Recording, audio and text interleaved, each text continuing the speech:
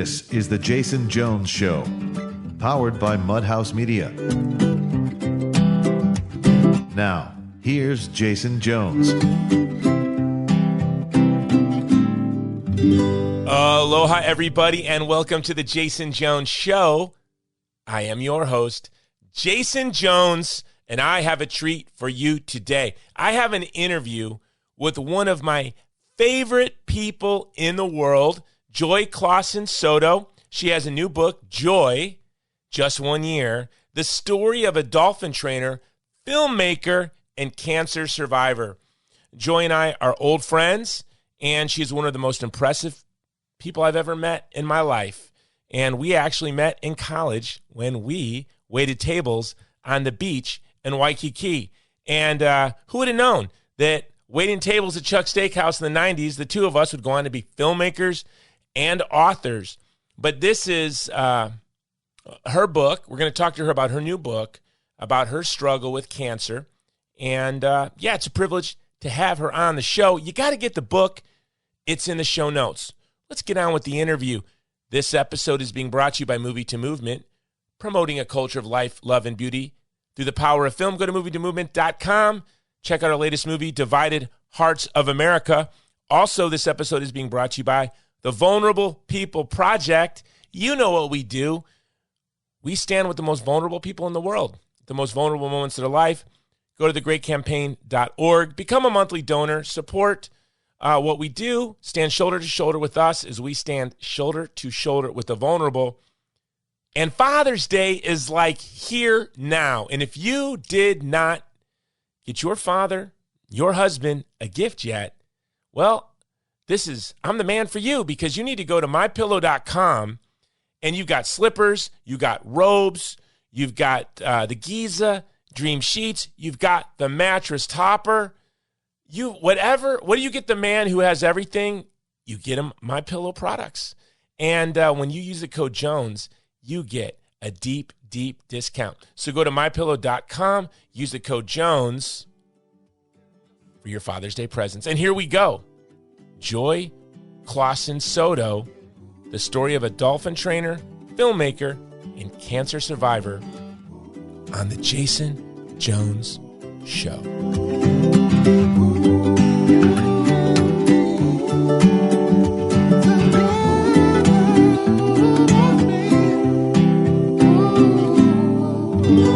Aloha, Joy Clausen Soto. Welcome to The Jason Jones Show. Thank you. It's great to be here. Hey, can you do me a favor? Yes. Can you bust table 33 for me? Oh, stop it. Can you bust table 33 for me real quick? Get out of here, salad boy. Hey, don't call me salad boy on my own show. Well, don't tell me to bust a table. I just needed a favor. Do you remember table 33? Yeah, I do. Right. Do you remember all the tables?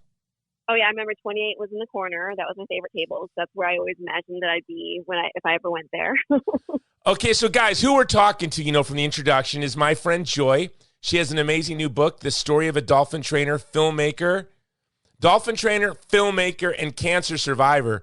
I've got two problems with your book. I don't think Chuck's Steakhouse, do we have a sentence in your book? So Joy and I worked together. That working at Chuck's was the highlight of my life. And then I read your book. I'm like, we didn't even get a paragraph. Did we get a paragraph? I missed it? Well, I don't think so. No. Well, maybe a paragraph. And then I didn't even get like a mention. Not even. Salad boy Jason Jones was the worst salad boy of all time. That's because the story picks up after you were gone. Because remember, I worked there with you at one point, then I left, and I was a dolphin trainer. I did all these things. I had cancer, and then I went back there when things were not going great, and I started working there again. So you weren't there anymore. That's true. So we have three things in common. We're authors, we're filmmakers, and we can bust tables.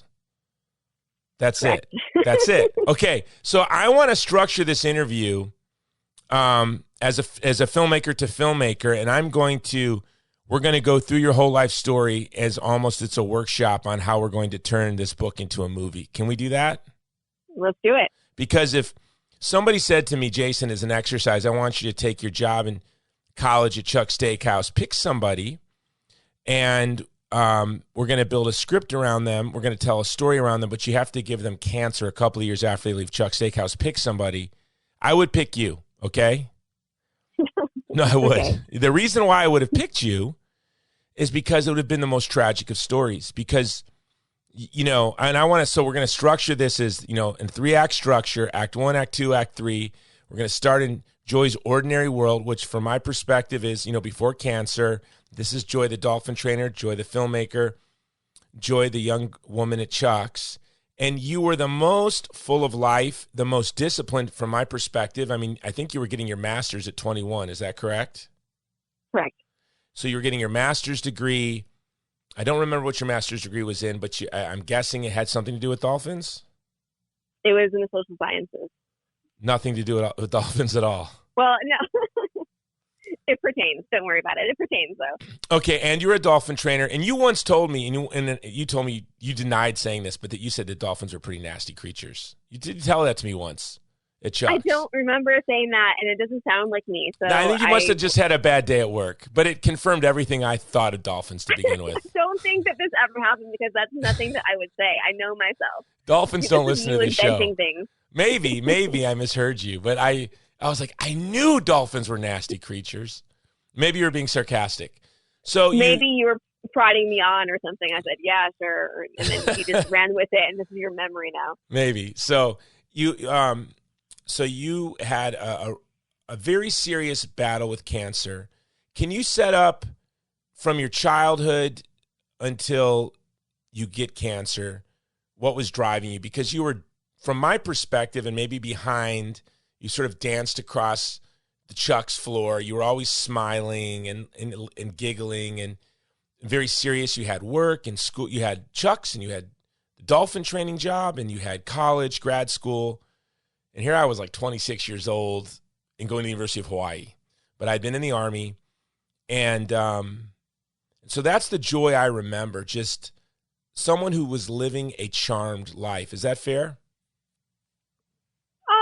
Yeah, I think I'm a very fortunate person, so I'll never deny that I have a charmed life.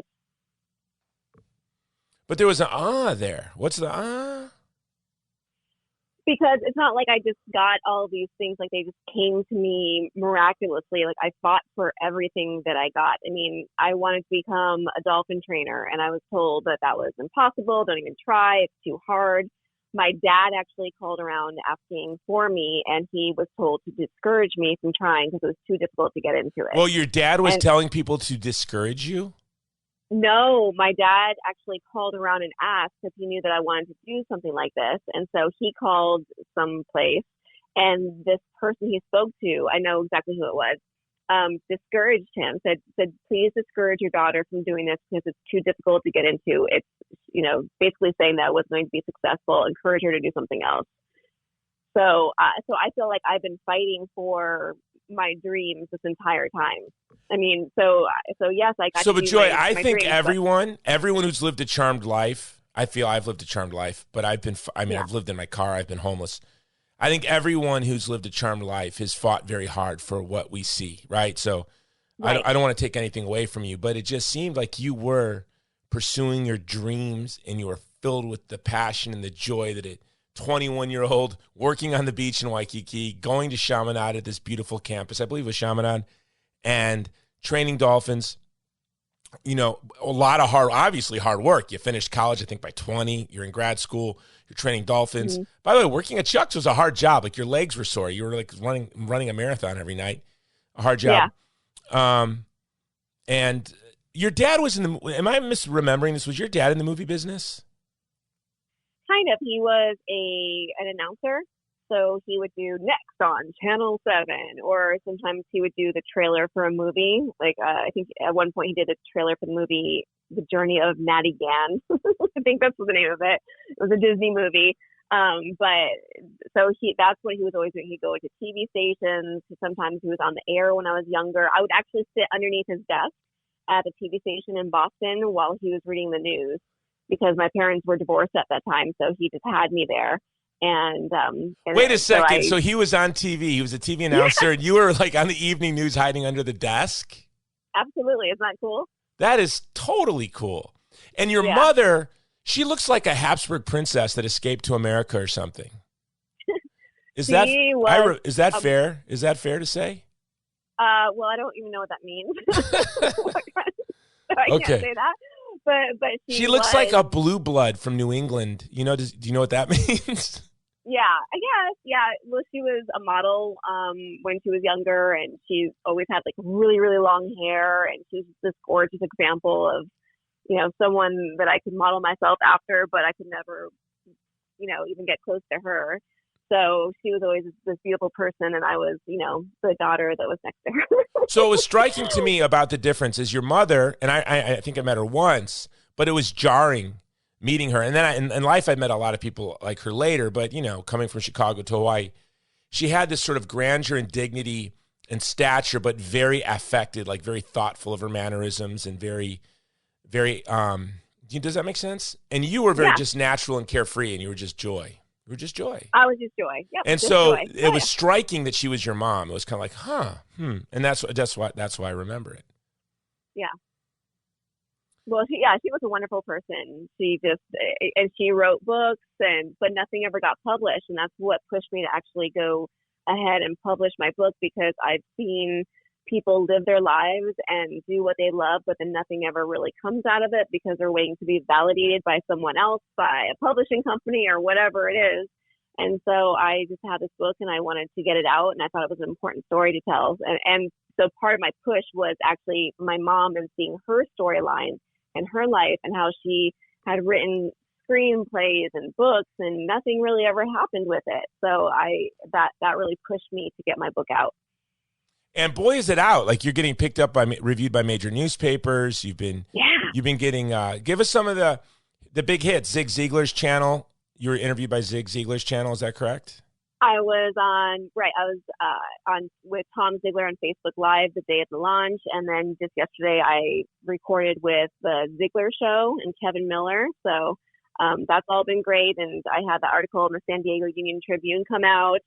So it's been really a wonderful experience. Everyone who reads it really loves it, and they can relate to it, and they feel like it's their own story that they're reading. So I've been getting great comments. People say they read it in a few hours. That's the most common thing I get, is that I couldn't put it down. So there's something interesting in there. I read it in one sitting, and I didn't want to read it, And does that make sense to you? Does it make sense to you that your friends don't want to read it? Yeah, absolutely. So I didn't want to read it. It was really hard. But I'm like, I have to have Joy on the show so we can. Everyone has to buy this book, by the way. So when you put your head in the MyPillow, your MyPillow code Jones with your Giza Dream sheets, you're reading Joy's books, and the links will be in the show notes.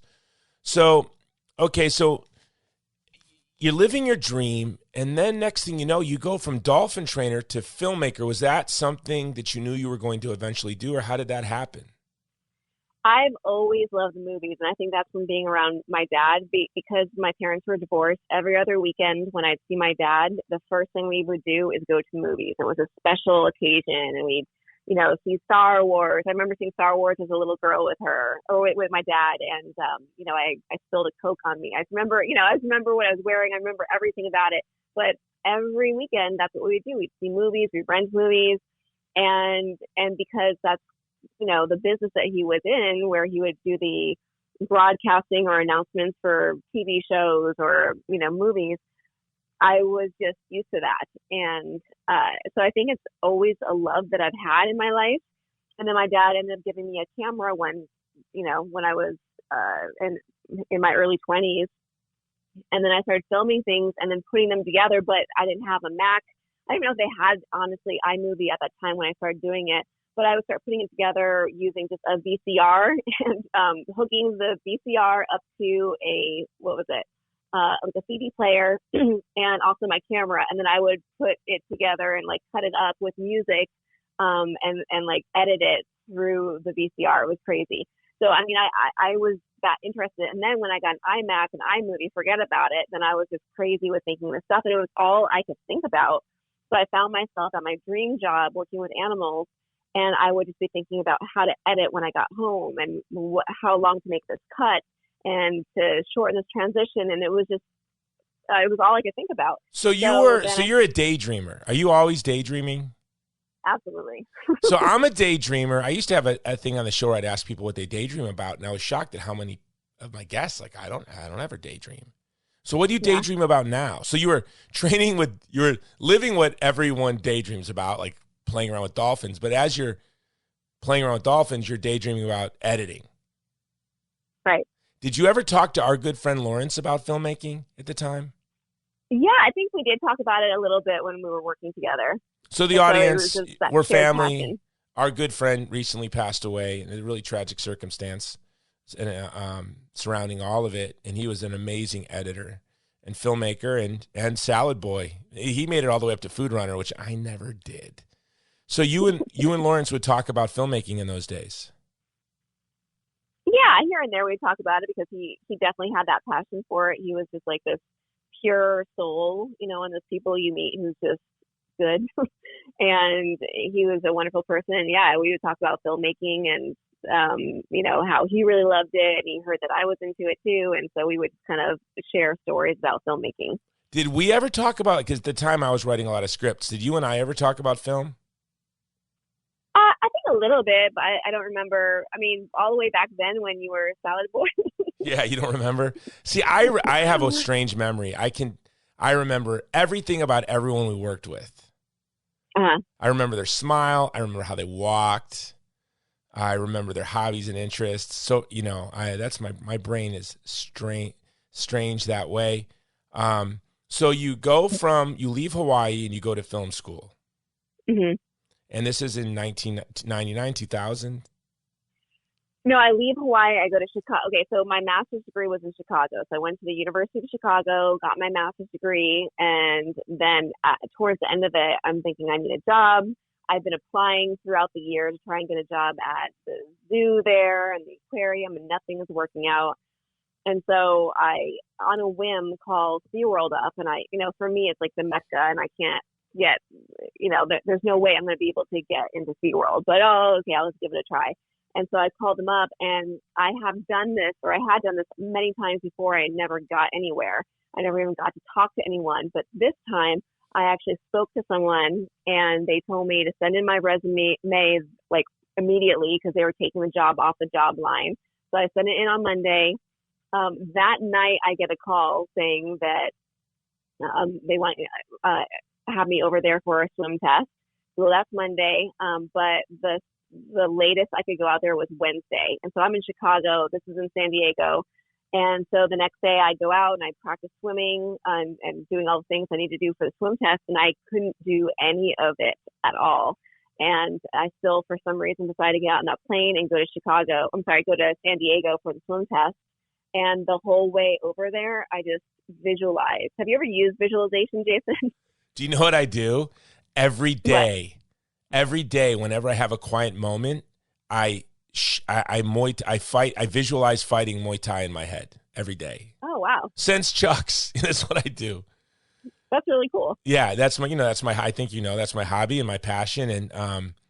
And so I do that all the time. And it's really helpful. I might not get in the gym and spar for a couple of months, and people are like, where have you been training? You haven't missed a beat. And I really do believe that visualization really, especially the more you do it, or like with shadow boxing, the more you do it and the more you actually put your mind into it. Like I show my boys, when you hit the heavy bag, you're not hitting the heavy bag, you're fighting somebody, and throw the jab, get out of the way of their punch, and then counter their punch. And so, yeah, I think that it's visualization really, really, really works, because I think what you're doing is you're training your nervous system. You're working your nervous system out.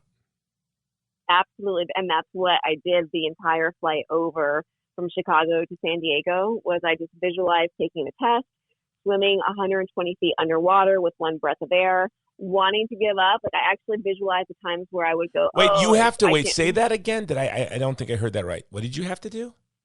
So you had to swim 120 feet underwater with one breath of air. Okay. And wow. so I tried that the day before, and I couldn't do it at all. So I came maybe 25% of the way. That's all I could do. And then I would come up for air, So I'm I already knew sold on this as a movie before we even get to your call to adventure. Yeah. Right? I'm already sold on Right. this as a movie. Okay, keep going. So I just sat in the airplane and I just visualized myself wanting to give up. You get to those points where you want to give up, but then I would make sure I didn't give up and I keep going and continue on and make it all the way to the other side. And I practiced holding my breath. So I couldn't actually physically practice, but I did the visualization and I would time myself. So I had my little silver Casio watch on. And I click it in the airplane with all these other people going to San Diego, probably for a vacation or business.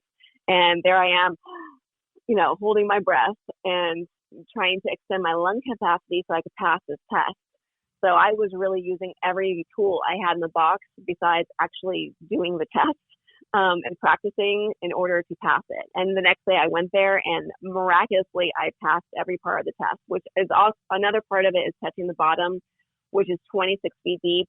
And my ears hurt when I go down to the bottom of 6 feet. That's it. And they start to hurt. So I went down 26 feet deep. First time ever in my life. Really? So even when you were working at the Dolphin Training Center in Hawaii, you didn't have to do any of these kind of tests? No, they didn't have that when I went there. And you weren't working. I mean, you were going to grad school. So were you doing Soul Cycle or something? Were you doing any kind of physical exercise or no? I was walking to get pizza. Okay, that counts. Drinking beer, pizza and no, beer. Well, no. But I was living in Chicago, and I remember, they have great pizza there, so I'd get, an Eduardo's pizza. I don't even know if they still exist over there, but they had great pizzas, deep dish pizzas, and so no, I was in not great shape. I wasn't in horrible shape, but I wasn't in the shape I had been in before. I was pretty inactive, so I was pretty much going from 0 to 60 to take this test. Amazing. They're really, really amazing. Sheer willpower. And then, and when is this? This is. So that's in 1999. Okay. So how far are we away from the cancer diagnosis at this point? 2 years away. So we're 2 years away. Okay. So you take the test, you pass. Yeah, I passed. And how old are you? How old are you here? I think I'm 23 at this point. So you're 23. You've worked in Hawaii. 22. 22 with a master's from the University of Chicago, a bachelor's from Chaminade, worked at a water park. Now you have a master's in social science from one of the best universities in the world. Now you're at the mecca of sea parks in the world, and you get the job. Yeah, and I get the job, and it is like a dream come true.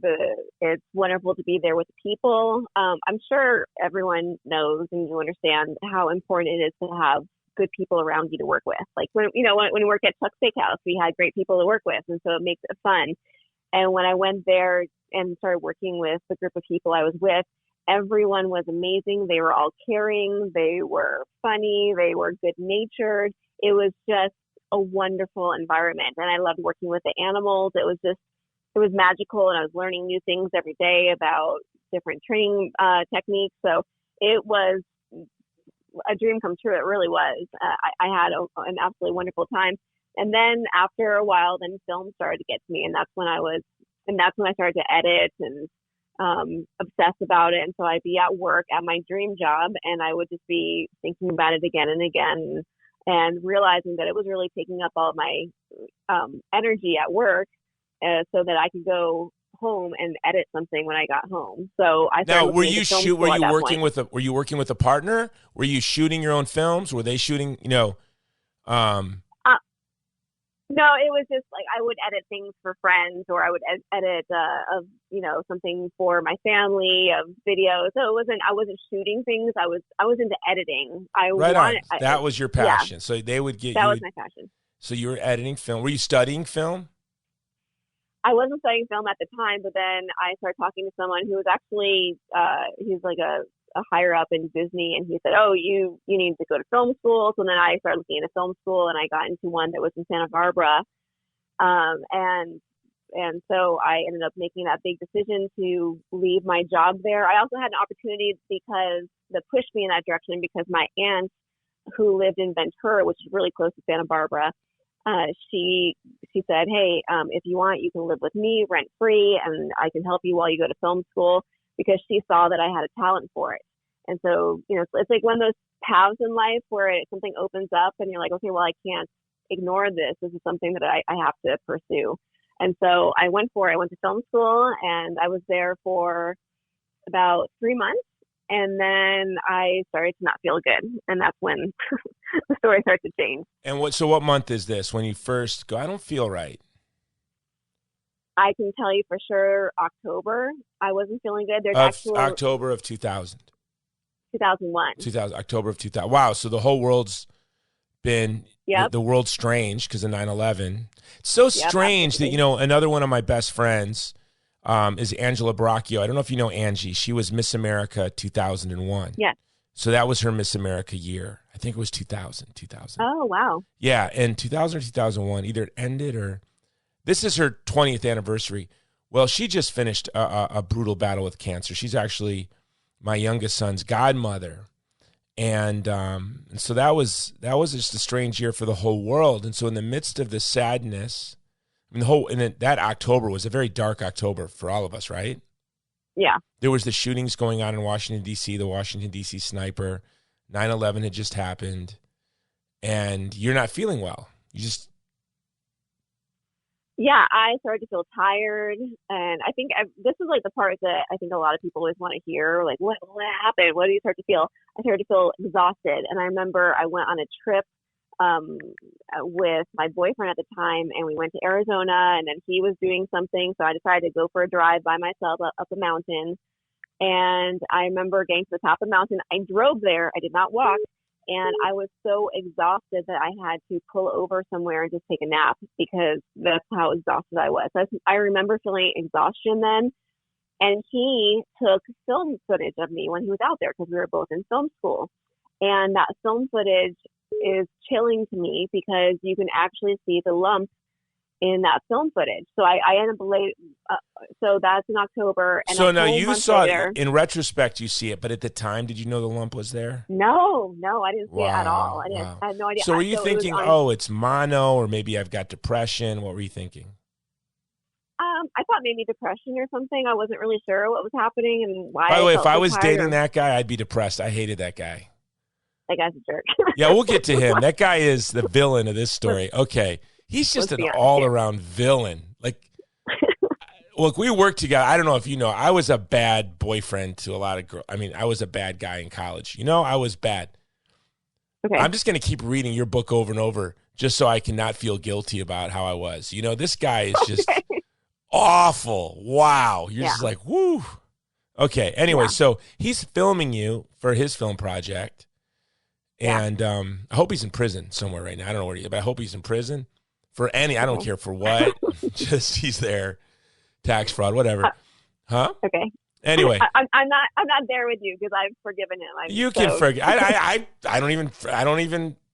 He's forgiven. I just think that's probably where he belongs for society's sake. So we'll get there.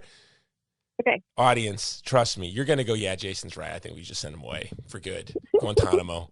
So, I think we should go to Guantanamo Bay. I think that's where he belongs. So. So you're just thinking it's depression. You're not. Now, every time I get a stomach ache, I think if I have a stomach ache, I have stomach cancer. I have a headache, I have brain cancer and or an aneurysm. If I have a cough, it's lung cancer. Are you like that? Now, yes, absolutely. Were you like that before or no? No. Okay, so you're like, okay, maybe I'm depressed or down. Yeah, I definitely didn't think cancer, but then then I started to develop a cough. So at that point in October, I didn't have a cough. Then I started to develop a cough, and the cough kept getting worse and worse instead of better. And then on Thanksgiving, I drove to my uncle's house, and I remember walking in, and I started coughing, and the first thing I did, which I normally didn't do, was I put my hand on my clavicle area. So I put my right hand over onto my clavicle, and that's when I felt a lump there. And it felt like it was about the size of an egg. That's what I would describe to people. It felt like an egg underneath there. And I remember the blood just rushed out of my face. And I went straight to the bathroom, and I started looking in the mirror, and I see this thing that's there. And I hadn't noticed it before. And I thought it should have just, did this just pop up, or how did this happen? but it was a solid mass that was right there. And so then I ended up coming out, and my uncle decided to take me to urgent care, which is around the corner. And that's when I find out that it's a little something more than just a, a mysterious lump. Wow. So, I mean, but you didn't know what it was. I mean, you're in urgent care, so they didn't know. But could you just tell kind of by how they looked at you, or? So I was in urgent care, and this doctor starts palpating the lump. So he starts, pushing his thumb or whatever it was into the lump on my clavicle. And so he's asking, does this hurt? Does this hurt? And I'm saying, no, no, no. And then in my mind, because I have this like vivid imagination, I start thinking, oh, he must be impressed with me. He can't believe how strong I am, that this isn't hurting me. So I'm like having this whole dialogue with myself in my head that like, oh, I'm a very strong person, basically. But then I start looking at his face, and I can tell that he's not happy with what I'm saying. And so as he walks away, I said, it's good if it doesn't hurt, right?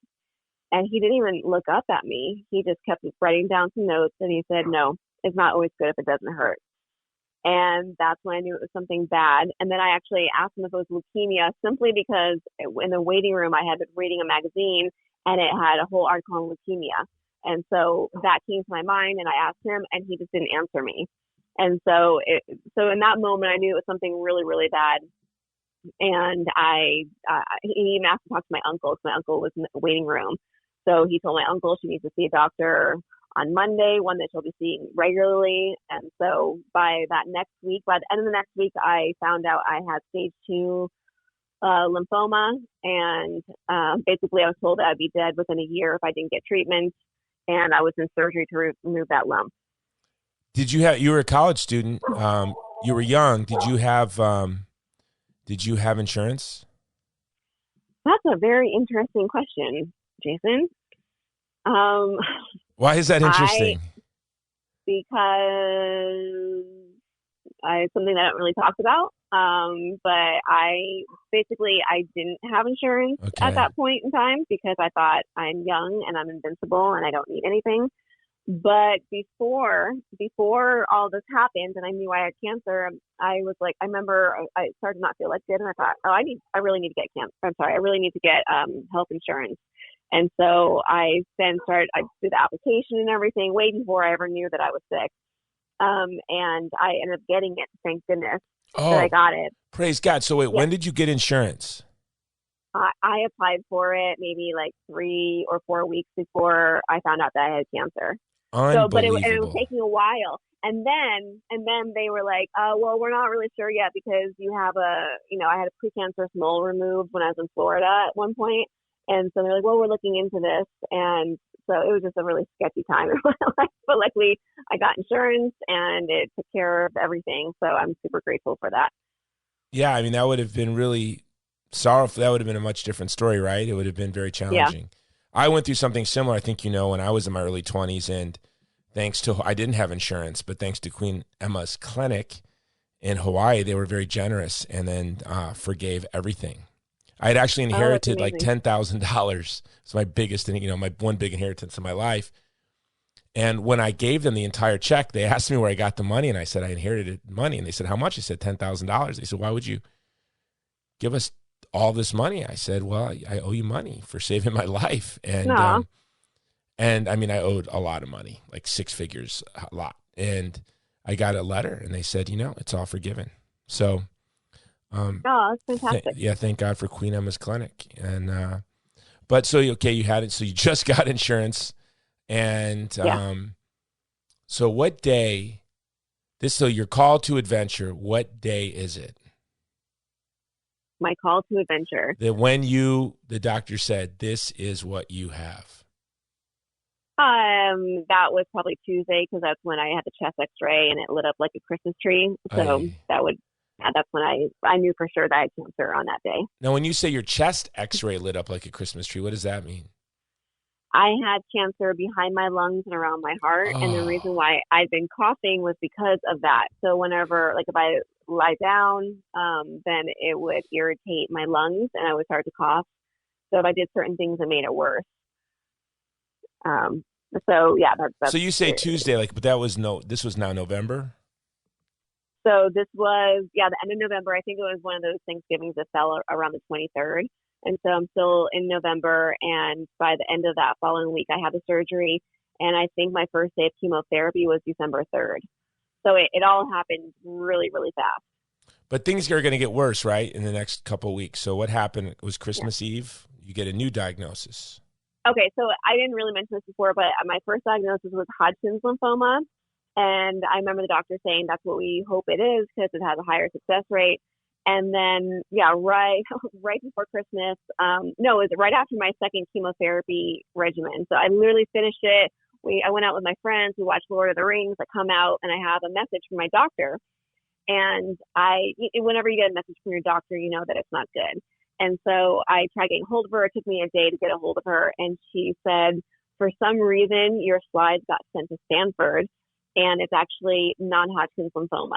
And so I knew right away that was, I had a different outcome. There was it's not a horrible success rate, but it was lower than what I had before. And so then, I'm battling something else, and we get a second opinion from Dr. Siegel over at Children's Hospital. And that's when I started to get treated down there. Okay. So now when you got your first diagnosis, I forgot I've got my whole script structure right here. So you have your call to adventure, and then I'm looking at who are your friends, your allies, your mentors. You have your uncle with you. He brings you there, but you have this boyfriend. His name is John, right? And so you obviously the very first thing I guess you did was call John before your parents. Is that correct? Correct.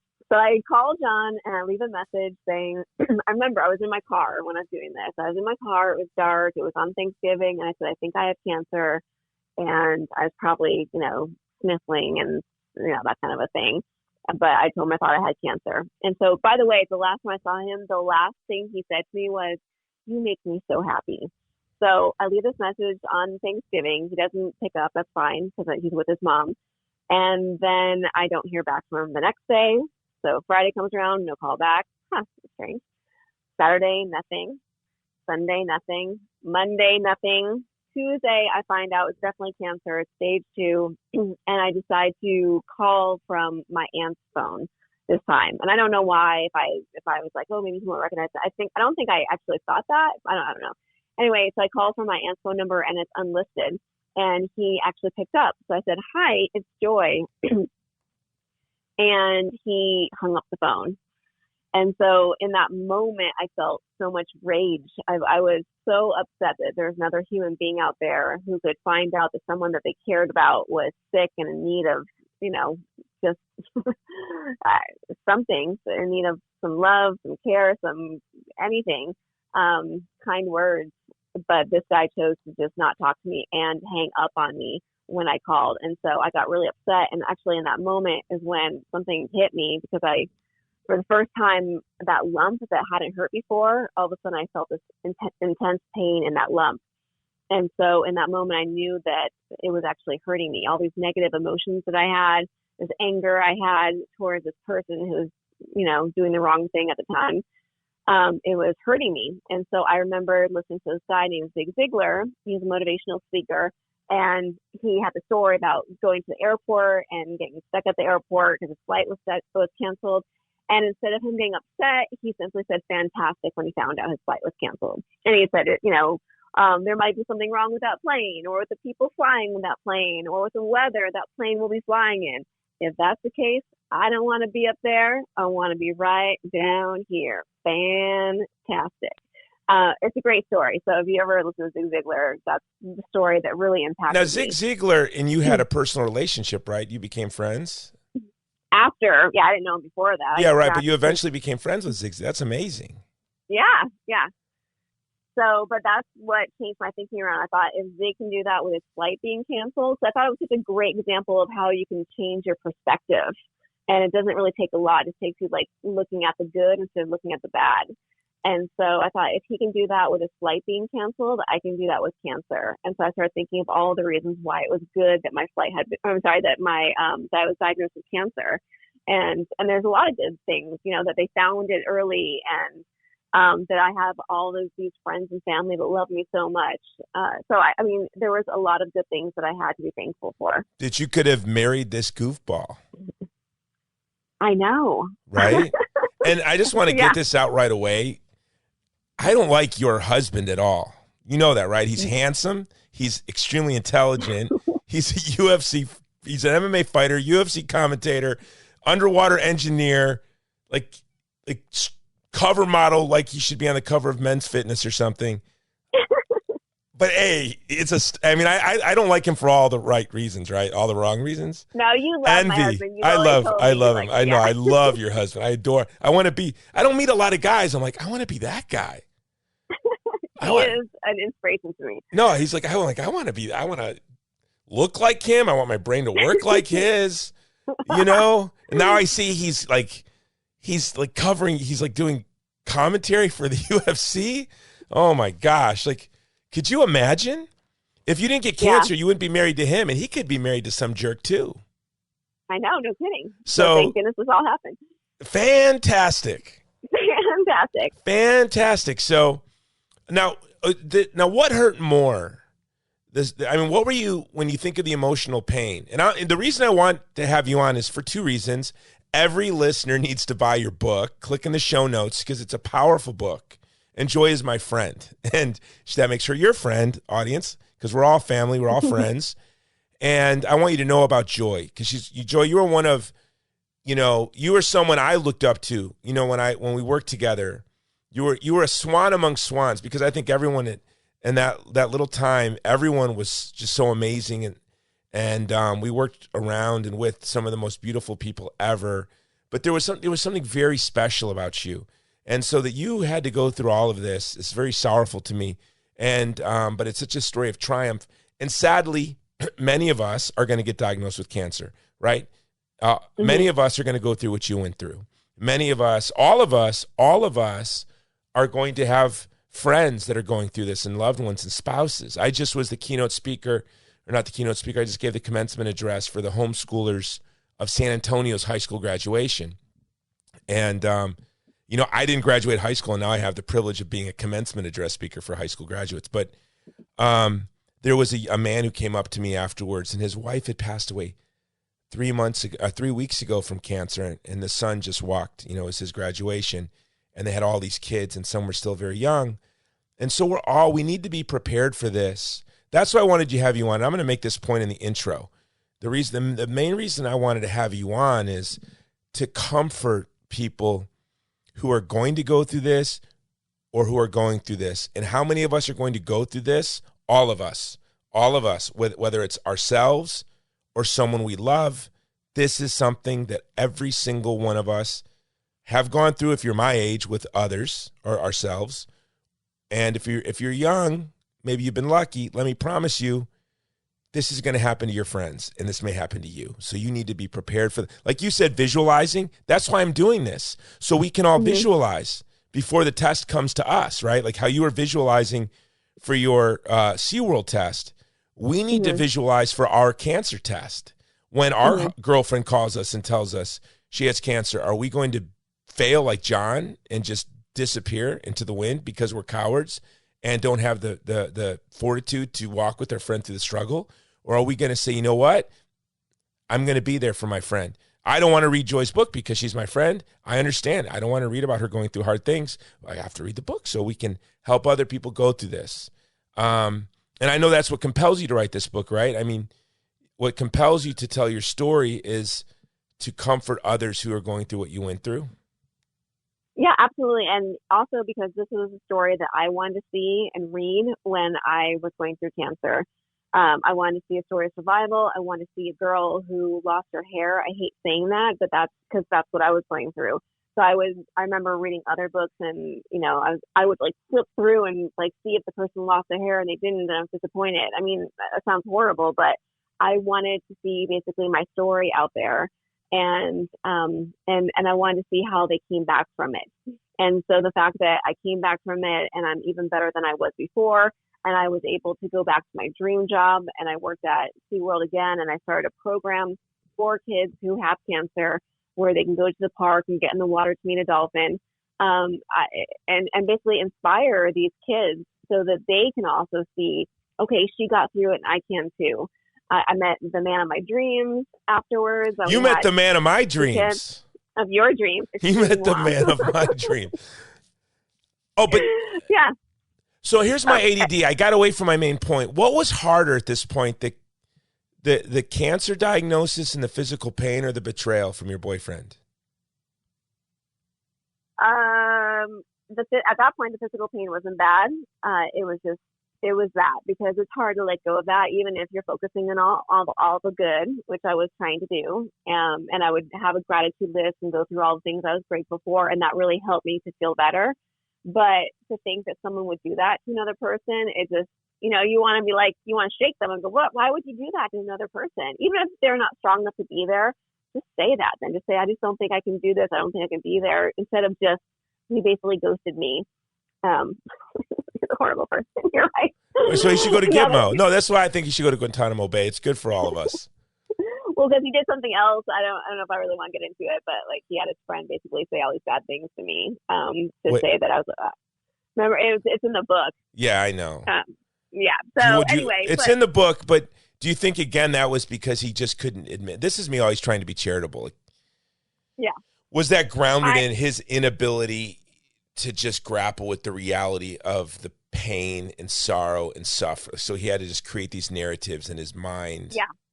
I think he created, because that was completely incorrect. I think he created a narrative in his mind, and he was trying to make himself feel better about it, and that there was a reason that we were breaking up, So yeah, he just did whatever he needed to do, which I look back now and I know that his father had passed away at a young age. So I think that it was just, to have to deal with. See, now you're helping me forgive him. See, now there you go. I know. That's a little bit of a glimpse of empathy, that he's like, oh, here we go again. I can't do this again. Yeah, which he could have said to me instead of just not talking to me. But so I that's what I look at now. I just look at, we all do our best here during this life, and that he wasn't able to handle that, and I'm sure. I'm sure, it's hard for him to deal with looking back and seeing that he did that to another human being. That's just a good point that you made. Like, all of us go through things where we're just like, you know what? I want to be there for this friend or this person, but my nervous system is breaking. My life is unraveling. But then we can just articulate to our friends, hey, I'm falling apart myself. I love you. I can't handle this right now. I'm in a crack. It'd be no use to you or myself. And I'm so sorry I'm failing you. I'm sorry. Like that, I'm weak and I'm broken and I'm struggling with my own things. Yeah. That's a really good, we can all do that, right? We can all just say the truth. Yeah, just say the truth. I mean, I'd rather have you be there for the person if you can, but if you really can't, then just give an explanation of why, that it's not them, or it's not, that now at one point I used to refer to myself as damaged goods when I had cancer. Oh, you don't want me, I'm damaged goods. Like, I just had this little narrative that I made up for myself. Did you really feel you were damaged goods or no? Oh yeah, at one point I did, for a while. I mean, I remember I was wearing a wig and I was going through cancer. I was actually bald at the time, and someone was like, said something to me that was complimentary, and I said, my first reaction was, you don't want me, I'm damaged goods. So that's like the narrative that apparently was in my head, and I don't believe that at all. But at that moment in time, that's how I felt. I felt like something was wrong with me, and you think that you're invincible at some points in your life, and that was when I was finding out that I wasn't invincible, and just dealing with that. I was watching, I wasn't watching, I saw coming through my feed on social media, this young woman from America's Got Talent, really powerful. She has a 2% chance of survival right now. And it came out in the excerpt. I sent it to you. I don't know how much of you watched. Yeah, I watched it. That her husband left her. And, no, that wasn't in there. Yeah, okay. Maybe I went and I searched. I go down. My friend says I'm OCD on information. Like, I get interested in something and I read everything on Nightbird I could find on this young woman. Yeah. And I listened to everything I could find on her. And I wanted to hear her sing forever because it's so beautiful. I'll put it in the show notes too. And but I wonder how common that is, right? So what you went through, I wonder how many young people that aren't married or maybe even are married that it leads to breakup or divorce. Have you had other friends when you were fighting cancer go through similar thing? Is it, like when I was in the Army in basic training, everyone gets a Dear John letter. This whole idea that these Dear John letter things they're real. Like one guy, one of the last guys to get a Dear John letter, when this girlfriend or wife is leaving them, he would show us pictures of his wife with her dance partner, and she was taking dance lessons. And then eventually, like after the end of, with the week left in basic training, he gets a letter from his wife that she's leaving him for his dance instructor. And I'm like, yeah, I saw that coming. But is this something that you saw with some of your friends, your cohorts, as you were battling cancer that was happening a lot? Is this something that happens? As I was battling cancer, I didn't really see that because I ended up being treated at a children's hospital. So it was all kids around me. But I have heard that narrative repeated to me again and again, whether it's a family member or a friend. And this is how I see it. I see it as, especially after my experience, is that, there's going to be people who you think will be there for you during those difficult times in life, and they won't be. But for me, and what I've seen with other people is other people just kind of come in and fill in those gaps. So I've had people that I didn't expect to be there, and they were there every single day. Like I had my friend Kevin from film school, who I went to one movie with before I got sick.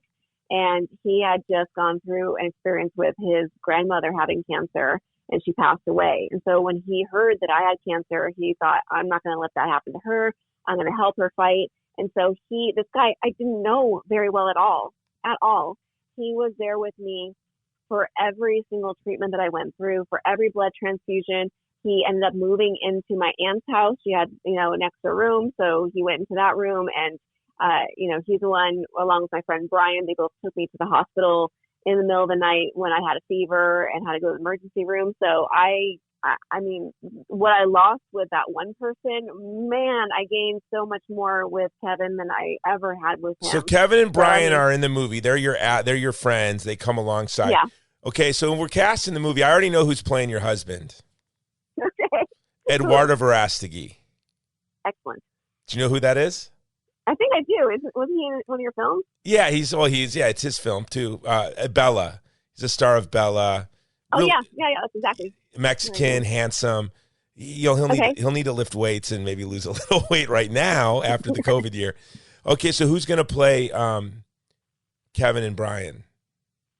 Oh gosh, I don't know. Who's going to play you? Who's going to play me? The person that I relate the most to, which I don't know if that would work out, would be Natalie Portman, because she's quirky, or at least she's played quirky characters like me, like in Garden State. I'm not that weird, but I'm pretty quirky, which can be adorable, Jason. I mean, I think quirky can be adorable, but I never saw you as quirky. Maybe a little. I don't know. Well, I see myself as that. I think because I have, I'm always thinking and have these little storylines going on in my head. It's like, forget about it. If you stand next to me, this is before COVID, but, we're in a line to the movie and someone gets too close to me, I'm like, like I'm about to explode, so I have to bubble. I'm a very unique person. Well, that's for sure. Yeah. So, okay. So you have Brian and Kevin. What were what's the dark? I want to get to the darkest moment, the innermost cave, and then the resurrection, and then what you want to share with other people. Before I Sell Pillows, your book, and I have to go because my kids are having a, what is this called? It's, they run around the neighborhood and shoot these airsoft. They're having an airsoft war in a couple neighborhoods over. And all the fathers are going, yeah, so I'm going to go join that. Okay. So I always think about, and I know you're the same way, that maybe me, everyone in my family has gotten cancer. It's what it gets us, right? Not heart disease, and other things. So this is something I'm probably going to have to go through. When you think, what the darkest moment, what was your darkest moment, and what would you have wished someone said to you, or what did someone say to you in your darkest moment that you would want to tell us, that you want us to remember, to take a mental, to record a little mental snapshot of, remember what Joy is saying right now when we get diagnosed with cancer or something else, what do you want us to remember? What was your darkest moment? And what do you wish someone said to you, or what did someone say to you in that moment that you'd want to share with others? Well, the darkest moment I had was when I found out that it was the bad, quote unquote, kind of cancer, and that I started to lose my hair. My stomach was hurting. I wasn't feeling good. And I think there was like something going on with some family members where I wanted someone to come and they weren't going to come to see me. And so I basically just broke down. I was in a hotel room waiting to go to my aunt's wedding, about to get ready for that. And I just became a mess, and I had the camera there. So I actually turned the camera on because that was kind of my therapy at one point. I was doing a documentary on myself. Beautiful film, Just 1 Year. That scene, I broke down just bawling. So that scene, so what I saw in that movie, that's it. That was your darkest, you captured your darkest moment? I captured my darkest moment. Yeah, that was me battling with myself. Wow. So I was saying, you're too lucky to go through or to feel sorry for yourself. Just too, and I was like really just, it was like Mount Everest climbing joy, arguing with sad joy. And so I was just going back and forth, and I think people do sometimes in their head, but it was all out loud. And I was just trying not to feel sorry for myself. So I think you go through those times where you just feel like, why me? Why is this happening to me? And I remember afterwards, I got done filming, turned off the camera, and checked my messages. And I missed a message from my friend Anne, another person who just like stepped up when I got sick, and she was there for me all the time.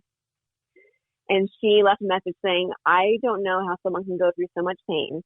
So I thought if we could share the pain, then maybe that would make it easier on you. So I want you to please send me your pain. Thank you. She's just like such a sweet person. And so that is so beautiful. Because how many times do we think that, right? We wish we could say, hey, like my wife, when she's breastfeeding and she's tired, I like, just pump. I'll do the night feedings this month. Just relax. You want to say to your friends, listen, I got the next chemo treatments. I'm going to take your next chemo. I got this. You just take a break, but you can't do that. But you can't do that. But she wasn't talking about chemo. She was just talking about the pain just that I was the pain going in general. through. Yeah, I know. No, it's such a beautiful sentiment. Yeah, and that's the thing is I think that people don't know what to say. I don't even know what to say when someone's going through a difficult time. But I think just being there for them in any capacity that you can be.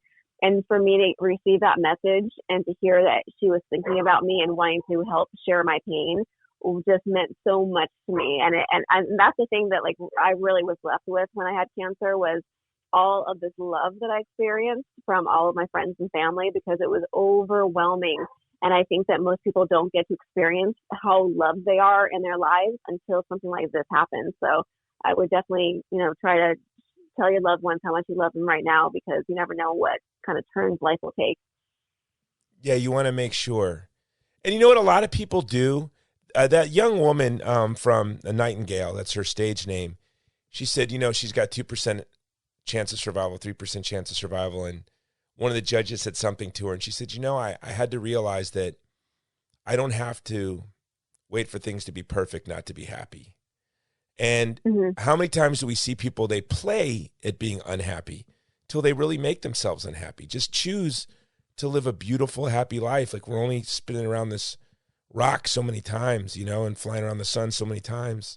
Like let's just live a joyful life, a beautiful life. What would you say the one thing that, how did you change? How is joy different after the cancer than before the cancer? Well, I think what you want me to say is that I've totally transformed. I'm a perfect person now. And no, I don't want you to say that.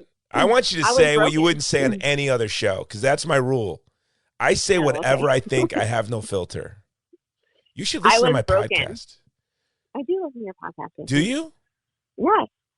Give me 5 stars. Did you give me 5 stars? Okay. I did. Actually, I think I already have a long time ago. You're awesome. Did you buy a pillow? I haven't, but I will, because I need another pillow, actually. MyPillow.com, code Jones. No, I want to know how I want you to say, Joy, what you would really never even say on another show. Like what you would think, I can't even say it like this. I want you to say it. You should listen to my show from today. I say things off the chain. I don't even know how I just say what I think, because why do a podcast, I'll do AM talk radio if I want to say what is you should say to have, used car dealers sponsor your show. Like I don't, like I have a podcast, so I could say 100% what I think. So tell us, like, how are you different, better, and worse? Maybe you came out like, something that... Well, I was broken for a long time after I had cancer, because you think, oh, she survived cancer. Now, birds will land on her shoulder and little cartoon mice will make up her bed. And that didn't happen for me. I was a mess. I had PTSD. I didn't know it. So I wasn't in a good place when this all happened and when it was over with. So I think that people really don't understand that part. And so all that support that people had during the cancer fight, it just falls away because they think, oh, she's cancer free now. And no, that person's still in a battle. So you should still contact that person and be there for that person. But I think what I was left with, it has changed me, is the fact that I've seen the other side. And I think when you're touched by something, and you know this from your life, Jason, but when you're touched by something like, for me, with cancer, then it means that you can do something to give back and to improve the lives of other people who are going through it. And that's why I wrote this book, because this is something that I would have wanted to read when I was going through this. I've had a friend of mine from high school who said that she just finished her cancer treatments recently, and she read it in a few hours, and she said she couldn't put it down, that it was like reading her own story, and it gave her hope that her life could be even better after having cancer. So that's what I want to do, is I want to give people hope. And so I feel like my cancer journey has helped me to be able to do that for other people. Well, I know for a fact it has, because you've helped give so many of my friends hope, and we did a show very early on in my podcast because it seemed like so many of my friends were being strict. I mean, really, 3 of my closest friends, I'm going to cry just even thinking about it. 3 of my closest friends, all at the same time, had cancer. 3 godparents to my children. Wow. Yeah, young women, all at the same time, bing, bang, boom. And really just heartbreaking, and it gave hope. And that's what I am so grateful for your story. And I want everyone to read this book. And I think I Kindled it. I'm going to order a bunch of copies, hard copies. I want an autographed copy, and so I have a whole bookshelf of my friends' autographed books. But I think a hard copy is important. There's certain books I want to have on my bookshelf so that I can I can give them away, right? My wife's like, how many times have you ordered this book? I'm a bibliomaniac. Yeah. I am reading all day, every day, buying books, giving away books. And my wife, I remember first in our marriage, the first month, she looked at how much I spent on books, and she took me to task for it. I said, we're never going to have this conversation again. Okay, this is what I spend money on. By the way, that's what I remember from you at Chuck's Steakhouse, was you always had a book in your hand. You're always reading before work and after work, and you just held your book with you. So that's what I remember from you. Yeah, what a joy, right? At Chuck's, I would get the little pager that you'd give me at the hostess stand. I'd go outside at the beautiful hotel with my Kona coffee with, I hope Sean's not listening, a little scoop of macadamia nut ice cream in my coffee that I would scoop in there. Is that stealing? Is that stealing? I don't know. And I would read, I would just sit out there and read. And sometimes you wouldn't call us for 2-3 hours, right? Or sometimes they'd say, oh, no, we don't need you. Go home. And I just sit there and read. And but your book is going to be a book for the rest of my life that I want to have a case of and give them away when it need be. I remember in college, a friend of mine said, and he was quoting my friend's father, said to me, you read a lot, Jason. That tells me you must feel lonely. I said, why would you say that? He said, people who read a lot read to know they're not alone. And I think that my best friends are like Cyrano and Aeneas and Goldman from Hermann Hesse's Narcissus and Goldman. These were my companions. These were the people I read, so I knew I was not alone. And your book, I think, is something that's going to be very important for people to know they're not alone. Now I'm going to throw a plot twist. I want to kind of end on this plot twist. Okay. Your story is a story of hope. Like your aunt said to you, just 1 year, and it was just 1 year. Mm-hmm. Have you ever laid in bed, with your 2 beautiful children and your wonderful husband, stared at the ceiling and asked yourself, what if? What if? what if I only had 1 year to live? And what if I die? Have you ever thought about that?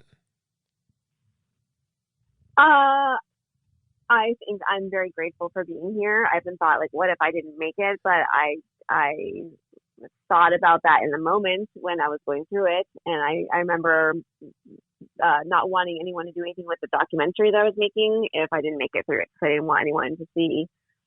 I didn't want to add to You didn't want to story. rob hope. But here's my question, right? And as a Christian, like, what happens if tomorrow I get diagnosed and they say, Jason, you have got 1 year, no matter what. It's get your affairs in order. And you had friends that went through that, right? Mm-hmm. What do we tell those folks? That they read your book and they go, you know what, but that's not going to be my story. What do we tell those folks?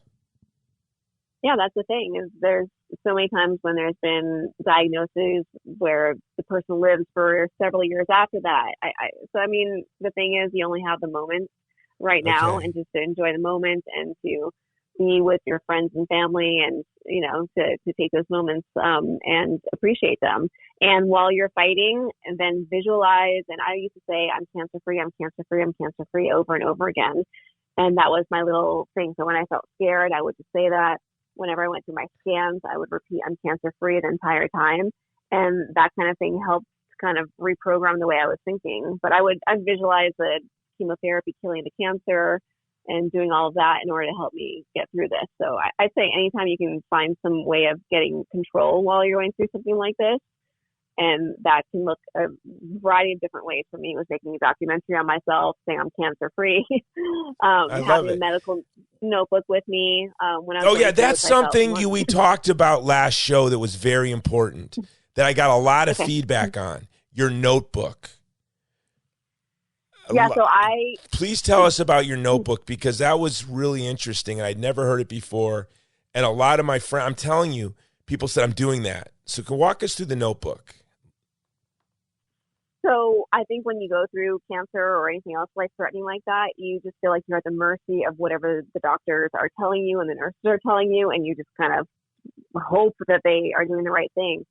So I wanted to take it a step further, and so I actually made a notebook for myself. And I'm kind of a geek, so I have a notebook in front of me right now, and I have these like page protectors in there, and so I put my blood work into the page protectors, and I have a copy of my chemotherapy regimen, the protocol that I was supposed to be going through. I would ask nurses questions and write down the answers there. Like they'd say, you can't have this chemotherapy 24 hours after having this antibiotic, it's like things like that. Or after 24 hours after this chemotherapy, you need a leukapheresis rescue. So I had all that written down, and then that helped me to feel like I was a little more in control of what was happening. So if there was, a new doctor or a new nurse that didn't know me, and I felt like they didn't know what was going on, I at least knew what was going on because I had my notebook, or I could refer to that. I never had to do that, but it made me feel like I had more control over the situation, and I wasn't at the mercy of what was going on with them. Yeah, I think that notebook idea, so many of several of my friends said, you know what, I'm gonna start doing that. And I think, make yourself your full-time job. Your full-time job is getting healthy. And so treat it like such. Be a partner to your nurses and your doctors. You're not being an adversary. You're saying, hey, I'm here to participate, to help keep track of all this. You've got a lot of patience. That might be the one thing. I remember I had a very serious illness a couple of years ago and was in the hospital. I had exertional rhabdomyolysis and almost kicked the bucket. And was in the hospital for a couple of weeks just because I'm dumb. It was just all my own doing. And but I was kind of like, I wanted 24/7 attention. Like, hey, this is serious. I want you to be. But there's the nurse running around, and she's got all these people, right? Was that kind of shocking? Or am I just self-obsessed where I think I should have the entire hospital doting on me?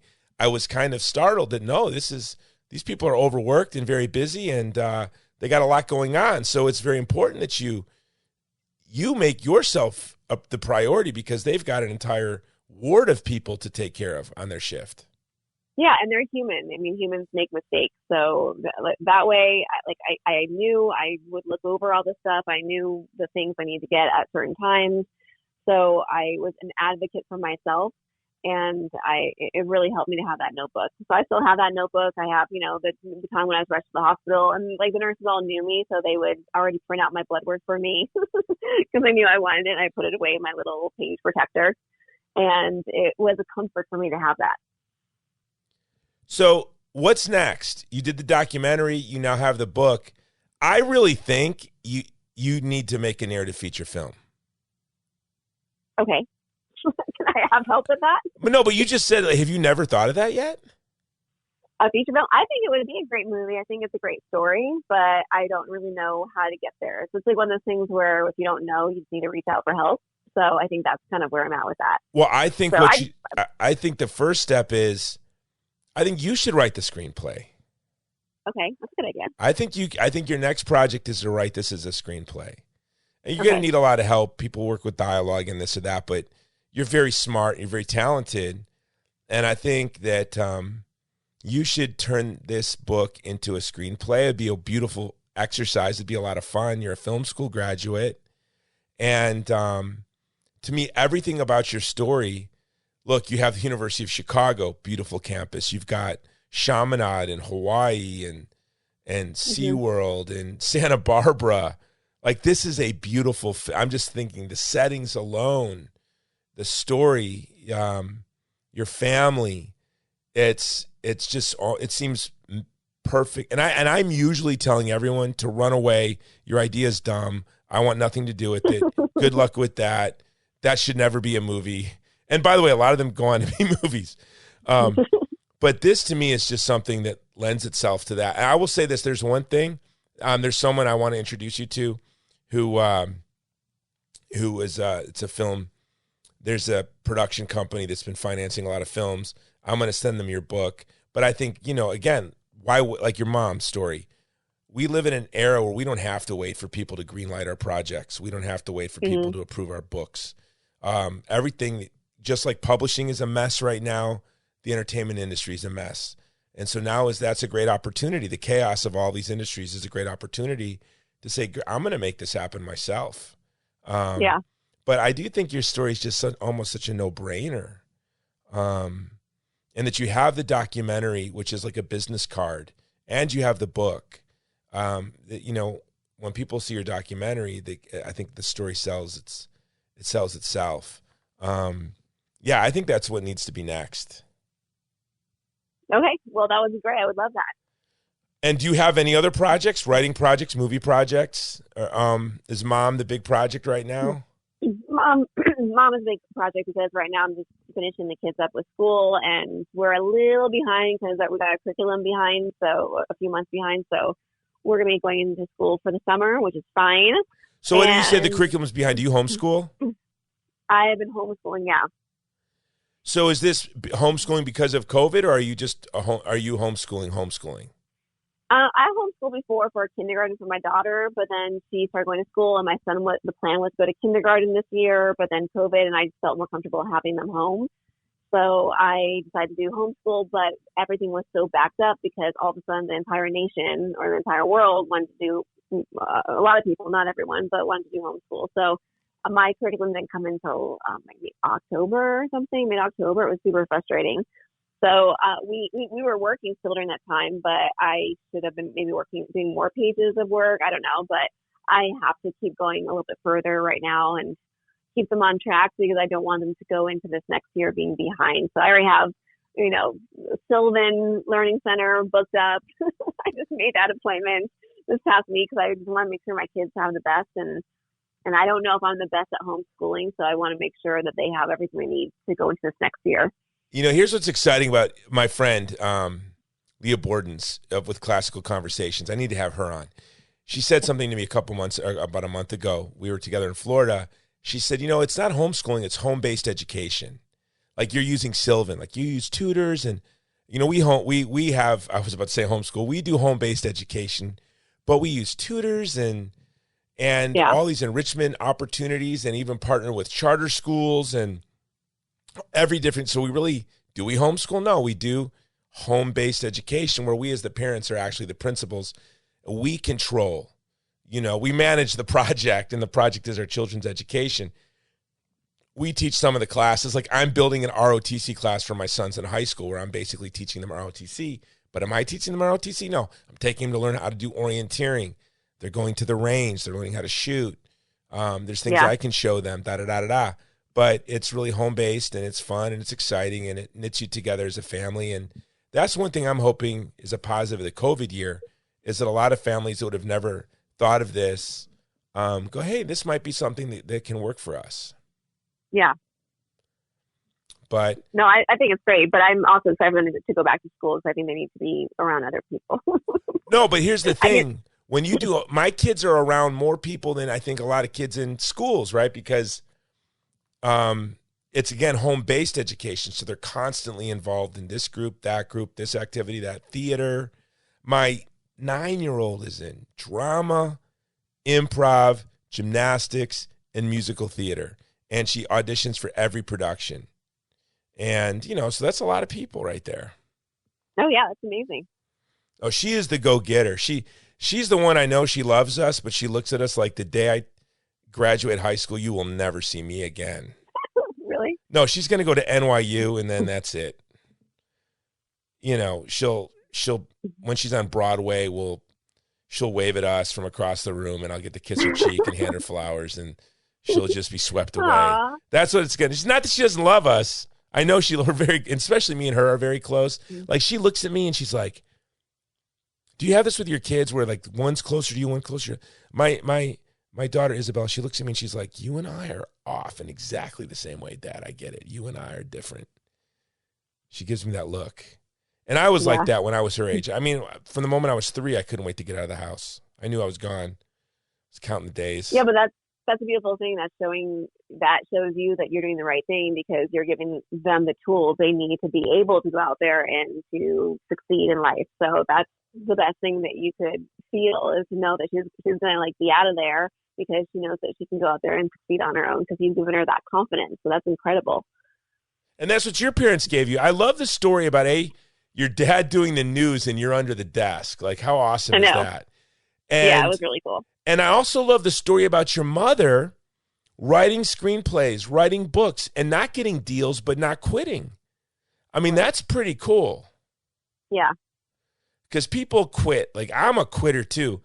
I've been lucky that I've been lucky, because I hear people say, oh, I've, submitted 27 books for publishing and I've never gotten a publisher. Wow. And they keep submitting books and books and books. And I got a big publisher, the Pope's publisher, for my first book. I think if I was turned down once, I would have just quit. Honestly. Yeah. I'm learning not to be a quitter. And I've been lucky. And the fact that I've been very, very lucky, like, if my first movie wasn't Bella, there would have been no other movies, because the other movies weren't as successful. I mean, Bella won Toronto. But if some of the other movies were the first movies, that would have been the end of it for me. So when I hear people like your mom, like, that inspires me, that it never damaged her confidence to the point of quitting. She's like, no, I'm going to keep going. I'm going to keep going. I mean, do you do master classes? Yes. What's your favorite one? Ooh, I haven't looked at it for a while. I really like, I don't remember the name of the guy, but he would do screenwriting. Oh, Mamet? David Mamet's master class is my favorite on dramatic writing. Oh, yeah. Yes, I love it. He just kind of breaks it down in a really simple way to understand it. So that was one that really resonated with me. You've got to read his book, Secret Knowledge. Okay. And Andrew Breitbart, before he died, like, for a month, was like, you got to read Secret Knowledge. It's the best book. It's the best book. It's the best book. And it's a beautiful book. Something that David Mamet said in his master class that really stuck with me was, why do writers write? He says it with that really cool, he's got that kind of really cool accent that he has. That I think is Chicago, New York, Jewish, all swirled together. Right. Just really cool. And he's like, why do writers write? He's like, we write for the same reason beavers chew on wood, because our teeth itch. Do you remember that? Oh, yeah, I do remember that. He's like, our teeth itch. And that's my teeth itch, not to write. It's like violence against children, war, all the other things. That's my teeth itching. So that, but the one that really was best for me was the James Patterson masterclass. Oh, I loved his too. That was another favorite of mine. And what did you like about his? What I learned from his was just how effective, and I know this, but how effective having an outline is, and how he's like able to write off of that and like basically write a book really fast if he has an effective outline. And like I said, I know like that makes sense. It seems like it's a no brainer, but just to hear how that's how he's able to write so many books so fast is by doing that is helped me. Yeah, how does the guy write? That guy writes and literally writes faster than I can read. I mean, he publishes books faster than I would buy books. And I buy books pretty fast, so I wouldn't say that. But what really struck me about his masterclass was not to. He submitted, I think, dozens and dozens and dozens of short stories. Every single one rejected. And I think, if I'm remembering correctly, he said he never got a short story published until his first novel was published. So I think he was in advertising, right? And I hope I'm getting that right, for like many, many, many like decades maybe. But he was submitting all of these short stories that were just being rejected. And he just kept doing it and kept doing it. He was getting his 10,000 hours. That's one thing we need to learn. We just got to get our 10,000 hours in. And he got his 10,000 hours in. And not to be afraid, just keep going, keep going, keep going. And unlike in your mother's time, we can't self-publish. And self-publishing is really, to me, what's the difference? What do publishers even do for us these days? I don't even know what a publisher does for you. Look at all the media you're getting, all the press you're getting. I guarantee you, you've gotten more press than my publisher ever got me for my first book. Oh, wow. I mean, I got myself a ton of publicity for my first book, but I hustled. But I looked at my publisher like, what are you guys going to do? What are you guys going to do? Well, you know what? That's really funny because I've been trying to actually hire a PR person with him over at this point, but I have contacted so many people and it never works out for whatever reason. And I finally just spoke to someone for an hour the other day, and because that's all, I like paid her for an hour. I'm like, please talk to me. And so she said, first of all, you should congratulate yourself because what you've gotten with the PR and with having an article in the San Diego Union Tribune is something that a lot of PR people can't even do. So you pay them still, but they wouldn't be able to do what you've already done. So keep doing it. So I'm really grateful for what I've been able to get so far. That's the exciting time that we live in, right? That you can publish your own book. And you know what my publisher did for me? They took $19 out of every $20. That's what they did. For every book sold, they go, here's $1, right? That's what they did. And then I had to hire my own publicists. And then, what can your publicist do for you? Not much more than you can't do for yourself right now. Then there's all these amazing tribal affinity programs like mine. Like there's so many of these shows that they have fairly big audiences and a really intimate relationship with their audience. And publicists can't build relationships with all of us. So, but the tribes of this book, right? And you can just make a list of all of the tribes that you're a part of, and then all the outlets that communicate to your tribes. And Cancer Survivors is a big tribe right there alone. And they're going to respond to you immediately. And you're proving it and you're doing it. And I think it's amazing. And I'm just really proud of you and, grateful to be your friend. And that means everyone listening, you better go in the show notes and just buy the book. Thanks, Jason. Thank you for having me on. I always love talking to you. No, I love talking to you. Give your husband my best. It was so amazing that you guys got to come to a red carpet premiere with me and my family and my wife and my friends in Hollywood. And I'm really looking forward to doing that again. I have a new movie that's going to be coming out next year. No one knows about it. I'll tell you about it offline. We're gonna shoot in Spain in January, and I'm super excited. It's a narrative film, and I'm super excited about it. And we'll probably do the premiere in the same place. And I hope you guys can join us because that was a lot of fun. All right, yeah, that'd be awesome. I would love that. All right, Joy. Aloha. Okay, I'm gonna sell pillows. Okay, God bless. All right, guys, I'm gonna press the mute. Did she beep? All right, everybody. That is my good friend, author, filmmaker, Dolphin trainer, cancer survivor. You need the book. It's a beautiful story of hope about her 1 year. Joy, her aunt said to her, just 1 year. Her struggle with cancer, her triumph. It's a story of hope. And what I found her story helpful to me as a friend and I would call her when my friends were battling with cancer. Now you can get the book. You can share the book. It is in the show notes. I'm also going to look for the trailer, and I'm going to ask Joy to send me the audio, because I kind of want to put the audio in the front of the show of her innermost cave moment. So get the book. You're also going to have to get the pillows. Go to mypillow.com. You get a 40% discount on the slippers. That is like ending this week. You get deep discounts on the pillow, on the Giza Dream Sheets, on all My Pillow products. You got to use the code Jones for the discounts, and so I get the credit. Go to movie2movement.com, click through, see my latest movie, Divided Hearts of America. It is streaming everywhere you get your films. It's also at Redbox. What else? Oh, and this episode, as always, is being brought to you by the Vulnerable People Project, creating a culture of life, love, and beauty through the power of film.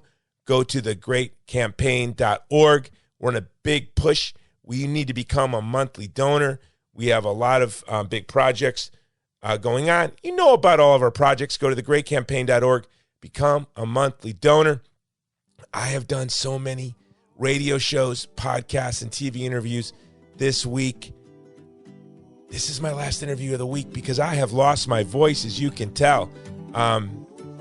Anyways, until next time, it's the Jason Jones Show. This has been the Jason Jones Show, powered by Mudhouse Media.